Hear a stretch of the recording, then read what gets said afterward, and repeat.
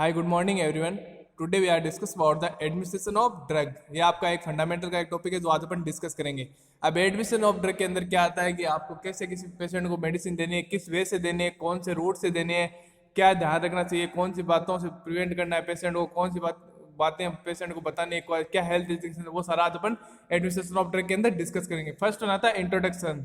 ठीक है कि आप इसके बारे में परिचय करवाते हैं। इसका परिचय मेन ब्रीफली इसको बता देंगे ये होता क्या है। The role of nurse in administration of correct medication and use by the specified role using proper technique and taking appropriate precaution. मतलब कि the role of nurse, nurse का क्या कार्य है, क्या भूमिका है, ठीक है, करेक्ट मेडिकेशन देने के अंदर, सही तरीके से मेडिकेशन देने की, use by the specified role using a proper technique. मतलब स्पेसिफाइड सिद्धांत को याद रख के, प्रॉपर वे को ध्यान में रख के और अप्रोप्रिएट प्रिकॉशन करके करेक्ट मेडिकेशन एडमिनिस्टर करना, वही क्या कहलाता है एडमिनिस्ट्रेशन ऑफ ड्रग। कि नर्स का रोल क्या होता है कि टेक्निक यूज करना, सही तरीका यूज करना, राइट टाइम डोज यूज करके करेक्ट मेडिकेशन पेशेंट को देना ही नर्स का कार्य होता है एडमिनिस्ट्रेशन ऑफ ड्रग के अंदर। ठीक है, नेक्स्ट आता है the nurse administration medication should have the basic knowledge regarding medication include following. मतलब जो नर्स एडमिनिस्टर कर रही है मेडिकेशन, तो उसके पास क्या होना चाहिए, बेसिक नॉलेज होना चाहिए किसके रिगार्डिंग, मेडिकेशन के बारे में उसको पता होना चाहिए, ये मेडिकेशन ये काम करती है, सारा उसको नॉलेज होना चाहिए। नेक्स्ट है नेम ऑफ द ड्रग, उसका ड्रग का नाम पता होना चाहिए, क्लासिफिकेशन पता होना चाहिए कि कौन सी एंटीसाइकोटिक है, एंटीमेटिक है, उसको क्लासिफिकेशन पता होना चाहिए। Date and time, route and time of admission, उसको रूट का पता होना चाहिए, कौन से रूट से इंजेक्शन लगता है, कौन से मेडिसिन दी जाती है, और टाइम का पता होना चाहिए कि मॉर्निंग में देनी चाहिए, इवनिंग के अंदर देनी चाहिए। नेक्स्ट है प्रिंसिपल ऑफ ड्रग एक्शन। अब आपको पता होना चाहिए कि ड्रग्स कैसे एक्शन करती है, कैसे रूल आउट करती है। फिर है डोज, कितना डोज देना है, type and form of drug, किस टाइप की है, किससे बननी होती है, वो पता होना चाहिए। मेडिकेशन ऑर्डर क्या लिखा है डॉक्टर ने कि कितनी मेडिकेशन, वो आपको देखना चाहिए। प्रिस्क्रिप्शन एंड नॉन प्रिस्क्रिप्शन की प्रिस्क्राइब की गई है नहीं की गई, वो सारा देखना होता है। स्टोरिंग कैसे करते हैं मेडिकेशन को, कूल एनवायरनमेंट में रेफ्रिजरेटर में स्टोर करते हैं या बाहर रखते हैं, और सबस्टांस एब्यूज, इससे कोई एब्यूज तो नहीं हो रहा है, वो सारा अपन नर्स है वो पता होना चाहिए नर्स को ड्रग्स के बारे में। फिर आता है ड्रग्स कि ड्रग्स क्या होती है। A drug is any substance that physiological function with the potential form affecting health. मतलब ए ड्रग क्या होती है, एनी सबस्टांस जो क्या करता है फिजियोलॉजिकल, अपने जो फिजियोलॉजिक है, सारी जो फंक्शन है उसको क्या करता है, मेंटेन करता है with the potential form of, उसकी जो फॉर्म होती है वो क्या करती है, हेल्थ को इंप्रूव करती है, अफेक्ट करती है हेल्थ को, उसको बोलते हैं अपन ड्रग के। कि ऐसी चीज जो सबस्टांस जो क्या करे, आपके फिजिकल फंक्शन को मेंटेन करे और किससे आपकी हेल्थ को चेंज करके आपकी फिजियोलॉजिकल फंक्शन को इंप्रूव करे, वो कहलाती है drug. A drug is a chemical substance that modify body function when taken into the living organ. मतलब ए ड्रग क्या होती है, केमिकली सबस्टांस होती है, रिएक्शन होती है जो मॉडिफाई करती है, मतलब इंप्रूव करती है जो आपके बॉडी फंक्शन है, बॉडी के जो कार्य है उसको इंप्रूव करती है। जब इसको टेकन लिया जाता है, जब एक जीवित इंसान के अंदर इसको दी जाती है, तो क्या करती है, आपके जो फंक्शन है उनको, बॉडी के जो फंक्शन है उसको क्या करती है, इंप्रूव करती है। विच में और may not have a therapeutic, उसका थेरापेटिक इफेक्ट हो भी सकता है और थेरापेटिक नहीं भी हो सकता। ठीक है, नेक्स्ट है all medication are drugs but not all drugs are medication. मतलब जितनी भी मेडिकेशन है वो सारी ड्रग्स है, बट नॉट ऑल ड्रग्स, जो ड्रग्स है वो मेडिकेशन नहीं है। ठीक है, मेडिकेशन तो सारी ड्रग है, but not all drugs are medication, सारी ड्रग क्या है, मेडिकेशन नहीं है। फिर आता है मेडिकेशन। अब देखो मेडिकेशन में क्या क्या है। मेडिकेशन में be define as substance use to promote health. मतलब मेडिकेशन क्या होता है, एक सबस्टांस होता है, एक स्टिमुलस होता है, ठीक है, एक वस्तु होती है जो क्या करती है, प्रमोट करती है आपकी हेल्थ को।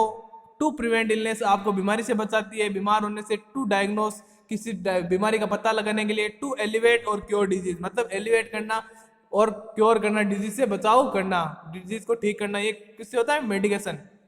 ठीक है, नेक्स्ट आता है a medication is a drug admission for his therapeutic. एक मेडिकेशन क्यों अपन एडमिशन करते हैं, जब किसी थेरापेटिक इफेक्ट के लिए आप क्या करते हैं, मेडिकेशन को एडमिशन करते हो। फिर आता है classification of medication according to their action. कि क्लासिफिकेशन क्या होता है मेडिकेशन का, किसके कैटेगरी में डिवाइड किया गया, कौन से टाइप में डिवाइड किया। फर्स्ट आता है analgesic, drug use to relieve pain. Analgesic किस काम में आते हैं, पेन को रिलीव करने के लिए जो ड्रग यूज में लाई जाती है उसको बोलते हैं एनाल्जेसिक, जैसे आइबुप्रोफेन है। फिर आता है anaesthetic, drugs is use to loss of sensation. ऐसी ड्रग जो लॉस ऑफ सेंसेशन को करती है, लॉस ऑफ सेंसेशन करती है, मतलब आपको सुन आ जाती है, आपको सेंसेस पता नहीं चलता क्या हो रहा है, आपको टच का फील नहीं होना, टच हो रहा है आपको लग रही है उसका फील नहीं होता, वो होता है एनेस्थेटिक ड्रग्स। ठीक है, फिर आता है antipyretic drugs use to reduce fever. ऐसी ड्रग्स जो फीवर के अंदर जाते हो उसको बोलते हैं antipyretic drugs. Antibiotic substance use to decrease the effect of poison. आपको कोई पॉइजनिंग हो गई, ठीक है, उस पॉइजनिंग को रोकने के लिए या कम करने के लिए जो ड्रग्स दी जाती है उसको बोलते हैं एंटीडोट। फिर आता है anti infective act the either inhibit kill और retard the growth of micro. मतलब एंटी इन्फेक्टिव क्या होती है, जो या तो माइक्रोऑर्गेनिज्म को किल कर देती है, मार देती है, या उसकी ग्रोथ को कम कर देती है माइक्रोऑर्गेनिज्म, उसको बोलते हैं एंटी इन्फेक्टिव। मतलब फिर आता है anti coagulant substance which inhibit और decrease the blood clotting process. Anti coagulant किस में आता है, जो क्या करते हैं, जो ब्लड का क्लॉट फॉर्मेशन, रक्त का जब आपको लग जाती है तो रक्त का थक्का बनता है, ठीक है, उस ब्लड क्लॉटिंग प्रोसेस को ये एंटीकोगुलेंट क्या करते हैं, इनहिबिट कर देते हैं, बंद कर देते हैं, डिक्रीज कर देते हैं। नेक्स्ट आता है एंटी हिस्टामिन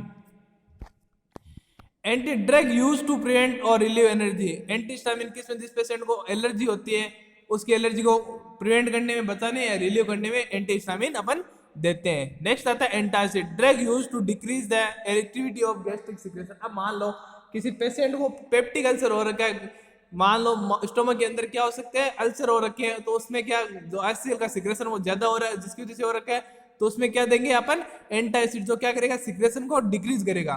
ठीक है, नेक्स्ट आता है anti convergent it use to the treat conversion of epilepsy. Anti conversion क्या करता है, ट्रीट करता है कन्वर्जन ऑफ एपिलेप्सी, मतलब जो मिर्गी वगैरह आती है, किसी को चक्कर आते हैं, ठीक है, उसमें आप क्या देते, एंटी कन्वर्जेंट देते हो। फिर आता है antibiotic product of living microorganism that have ability to destroy inhibit the growth of other. मतलब एंटीबायोटिक है वो लिविंग ऑर्गेनिज्म, जो बैक्टीरिया वायरस होते हैं, इनका एक प्रोडक्ट होता है जो क्या करते हैं, एबिलिटी होती है, उनमें क्षमता होती है डिस्ट्रॉय और इनहिबिट करते हैं अदर माइक्रोऑर्गेनिज्म की ग्रोथ को। ठीक है, इसको बोलते हैं अपन एंटीबायोटिक। फिर आता है anti diuretic agent that are used to treat diarrhoea. ऐसे एजेंट जो डायरिया को ट्रीट करते हैं, स्टूल पास आउट होता है 8 से 10 time day time, watery diarrhoea होता है, तो उसमें आपको क्या देते हैं, एंटी डायरियल मेडिकेशन।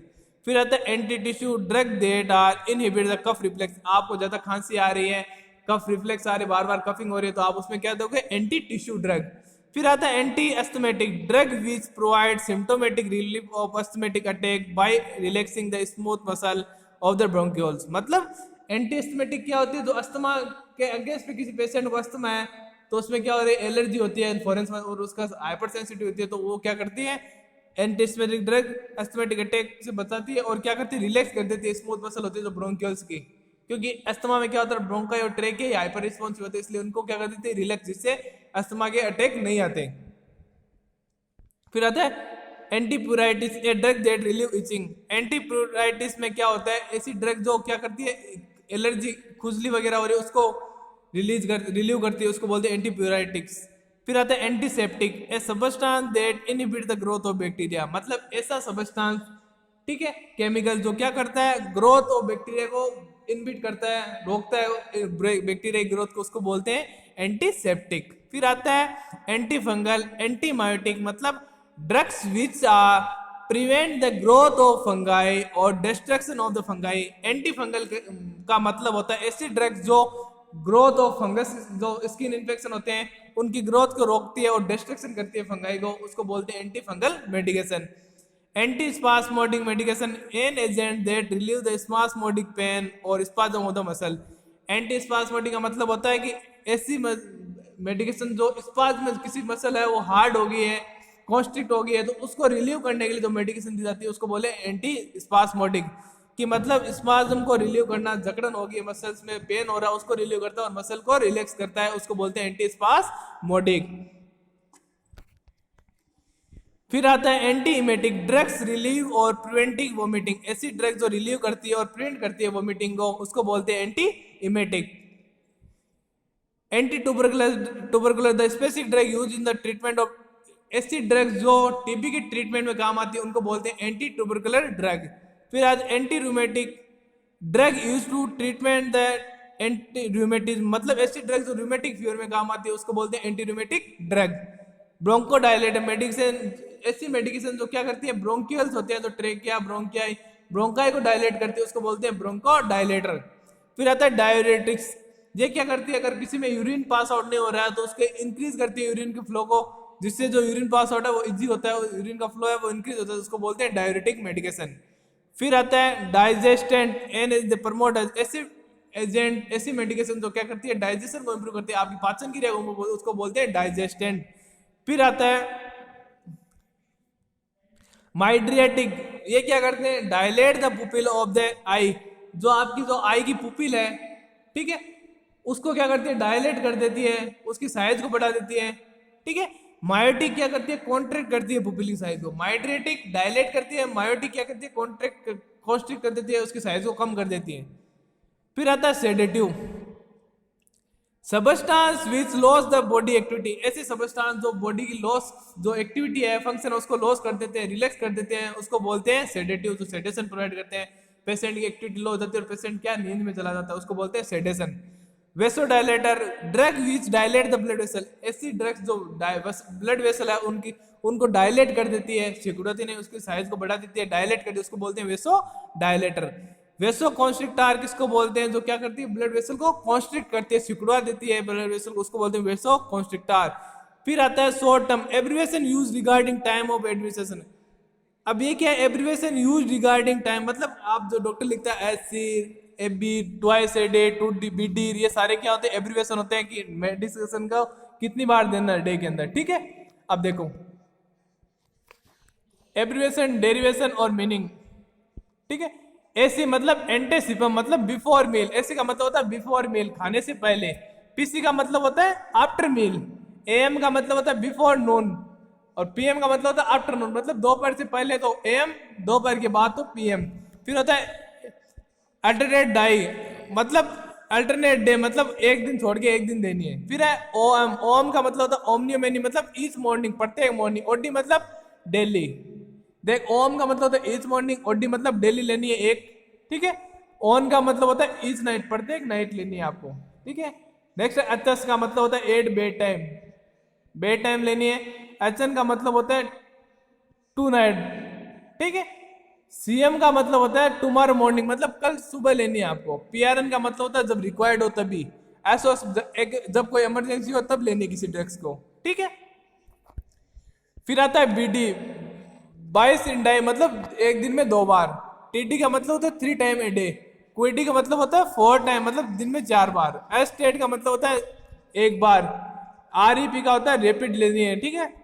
फिर आता है effect of the drug of the body, कि बॉडी के ऊपर ड्रग का क्या इफेक्ट होता है, ठीक है।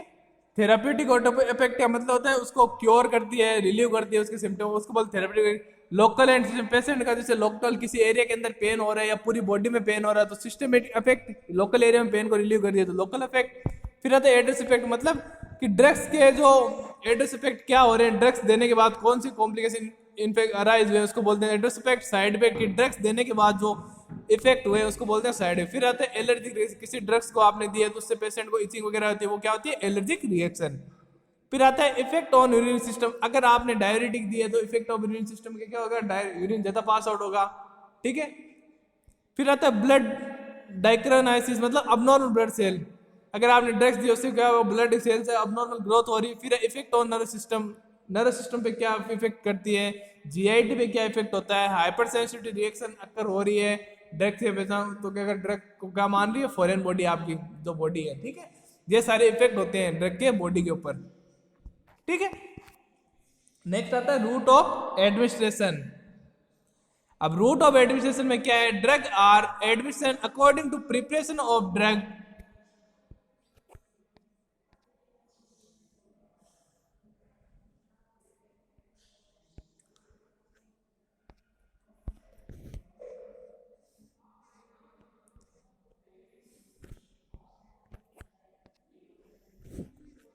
ये अपन क्या है नेक्स्ट क्लास के अंदर पढ़ेंगे रूट ऑफ एडमिनिस्ट्रेशन।